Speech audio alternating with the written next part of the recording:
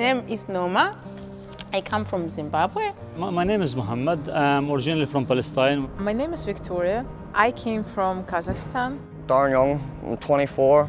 I was born in Ballymoney. My name is Brad Harper. I'm from Rathcoole. Nicola. I'm from Glengormley. Grew up in the care system. I am a destitute asylum seeker. Homeless for a while, and then sitting out of hostels, sofas. I'm still an asylum seeker, and we came with my husband by travel visa. Yeah, I'm kind of in limbo. Like, I say our contract is you're not guaranteed work. I came to study initially as a nurse, and I work in the Belfast City Hospital as a staff nurse.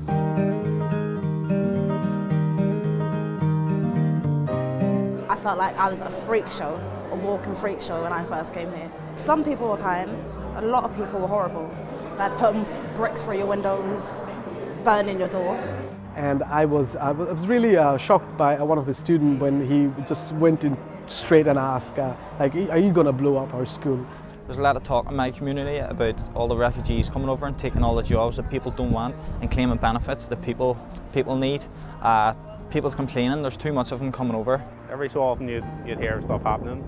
Guy had been kneecapped, was a taxi driver. Stuff like that was sort of normal. Nah, people hold grudges about the way things were. They're still like a bit judgmental about it all.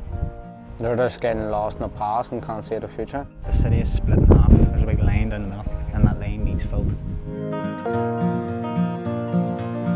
Stephanie Mitchell. I had the idea of developing this programme, the Small Worlds workshops, which we've now been doing for 9 years. Small Worlds, the purpose of it is to allow the participants to have a meaningful interaction with folks from other countries who host individual tables, and it's possible in that way to visit a number of small worlds in the course of an evening.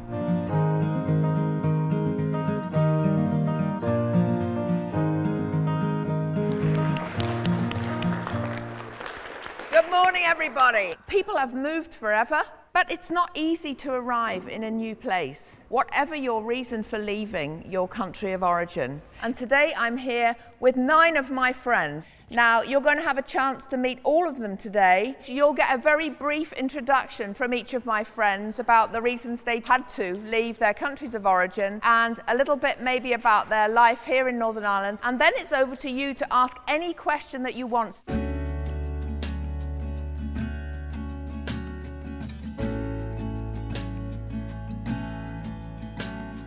We get to meet people from different religions, different backgrounds, and see their story of why they came to Northern Ireland. At the start, I didn't know what a refugee was. And do you know where is the Kazakhstan?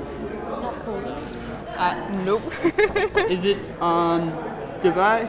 No. Singapore, Afghanistan. Come on, keep going. Florida?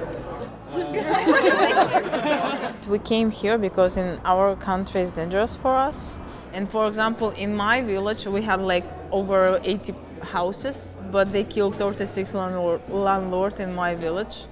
And they tried to kill me and my father, but after they understand this is my father, all we have on my father's name, and they just killed him and took everything. And after that, I decided like, I have to go. I meet people, and people say things, and they assume things about my part of the world, that they say, you know, you are women oppressors, you are terrorists, you are this and that. When we go into an environment, often people know very little, if anything, and get most of their information from the media, which may misinform them. But what happened that made you move? Like, was there someone putting a knife to your throat, or was it poverty, or was it food? They're soldiers. They were coming to people's houses, yes, because President Mugabe trained soldiers to go and kill people, force them to vote for. See, when the war comes, even if you've got a child, you forget that you've got a child, you just run. And this is why when you hear people saying, no, we don't want, you know, refugees, we don't want, it's not people because they want to come here to take your job or your home, it's the situation. This is why a lot of people flee. They're coming over from a war zone to make a living, their family, and make a better life. The idea that somebody might not want to get a job is unthinkable for many of the table hosts in some parts of the world, because in my experience, most fully expect to support themselves. I don't need the benefits. I feel like when you're giving me benefits, I'm a charity case, I can't work for myself, I'm a failure. You know what I mean? Because in Africa, we don't get nothing. We are raised not to get anything. I think it's a learning curve both ways round, actually, for the table hosts as well as for the participants.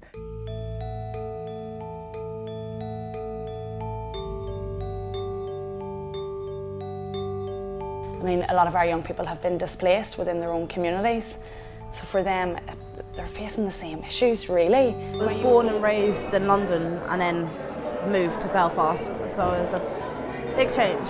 I find it's a great idea to reach to people and challenge a lot of the myths with the facts. When I sat down with the guy in Palestine, he sort of explained the situation. We'll move to more modern times. You hear Palestine in the news often for the wrong reasons. Britain and France came and partitioned the region. This culminated in the ethnic cleansing or the expulsion of Palestinians. People were thrown out of their homes. Most of them, 2/3 or 3/4, they became refugees. Places like Gaza and the West Bank have more refugees, probably more than the whole of Europe. What he was saying about Israel and all, about the walls and the way everything's going on, it's corrupt, it's not right. A lot of young people learn by doing, they learn by experience and by the chance of actually getting to meet people. That group came to our area and they took my friends and they looked for me. The night I tried to come back to home, but my mom and my wife came to me and said to me, don't come back to the area. They're coming here and they have no plan, no direction in life because of what they're been through. People fleeing these horrific tragedies in their countries, and they're being denied help every way possible. If they're finally, I just found out there's a different term of asylum seeker, the ones where they keep being refused. There's an asylum seeker, there's a refugee, there's a destitute asylum seeker. They can't support you, they can't deport you, they just make you limbo. Go back to wherever you came from. How is that right? It's still going on now. We should be treating everyone equally, though. There shouldn't be different groups of people. There shouldn't. We've had a war here for 20, 30 years. Our families have been affected. But I think maybe that's another similarity from some of the refugees, that they've felt that unsafety, where we can tell them, well, this country went through it. And I believe that we have a bright future, and so does anyone that comes from other countries. We have far more in common than not, and I think that's one of the biggest things that comes out of this, is that they actually realise we actually have so much more in common, and I have nothing, the young people realise I have nothing to fear of this person. What have I feared for so long?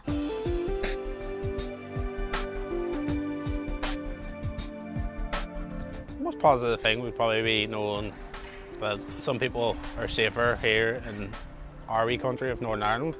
Like this place, can't really say it's a good place, but now and again it takes a bad turn, and we think, oh, this here place is belongs to the dogs, and then we just watch, we'll see the news of what other countries are capable of, and we just think this place is actually really good. Nothing happens here. This is a good place to live. I can say that Belfast people are welcoming people, and I have plenty of friends in here now. When I came here, I found the right people waiting for me to say, Norma, we are here for you. That's why I don't look like a destitute. I'm actually astonished by its potential, both in terms of changing hearts and minds, but also the cathartic effect it can have for table hosts as well, and the boost to confidence and to self-esteem. Thank you very much. Thank you. You're very brave. Oh, thank you. I've never seen that before. What is it? Why do I not know about it? Can I learn more? And that's what today was like. They actually felt the people's stories that they were going through with them, so I think they'll use what they learned today to educate others who are not involved in this kind of group work. You learn more, you understand, you can hear people's stories, and having events like this, people can actually understand where people come from. If something like Belfast Friendship Club and Small Worlds workshops can work here, where couldn't it work?